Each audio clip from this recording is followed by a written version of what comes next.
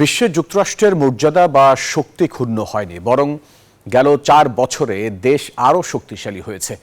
বিপরীতে দুর্বল হয়েছে যুক্তরাষ্ট্রের শত্রুরা। সোমবার স্টেট ডিপার্টমেন্টে দেয়া ভাষণে এমন দাবি করেন মার্কিন প্রেসিডেন্ট জো বাইডেন। এ সময় তার প্রশাসনের পররাষ্ট্রনীতির পক্ষে বক্তব্য তুলে ধরে ইউক্রেন ও মধ্যপ্রাচ্য যুদ্ধ নিয়েও সাফাই গান বিদায়ী এই প্রেসিডেন্ট। 20 জানুয়ারি নবনির্বাচিত মার্কিন প্রেসিডেন্ট ডোনাল্ড ট্রাম্পের শপথ গ্রহণের মাত্র 7 দিন আগে নিজের প্রশাসনের বৈদেশিক নীতির পক্ষে জোরালো বক্তব্য দিলেন বিদায়ী প্রেসিডেন্ট জো বাইডেন। আমরা এমন এক আমেরিকাকে রেখে যাচ্ছি যার অনেক বন্ধু ও শক্তিশালী জোট রয়েছে, অন্যদিকে শত্রুরা আরো দুর্বল এবং আগের চেয়ে বেশি চাপে রয়েছে।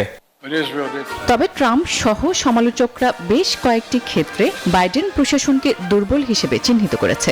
বিশেষ করে মধ্যপ্রাচ্য যুদ্ধে ইসরায়েলকে অকুণ্ঠ সমর্থন দেয় গোটা বিশ্বেই সমালোচিত বাইডেন প্রশাসন। তবুও বিদায়ী প্রেসিডেন্টের দাবি, তিনি হোয়াইট হাউসে তার প্রবেশের আগের তুলনায় যুক্তরাষ্ট্র এখন আরও বেশি শক্তিশালী। গাজায় আসন্ন যুদ্ধবিরতি চুক্তি জিম্মিদের মুক্ত করবে, লড়াই থামাবে, ইসরায়েলকে নিরাপত্তা দেবে এবং হামাসের শুরু করা এই যুদ্ধে দুর্ভোগ পোহানো ফিলিস্তিনিদের মানবিক সহায়তা বৃদ্ধির সুযোগ করে দেবে।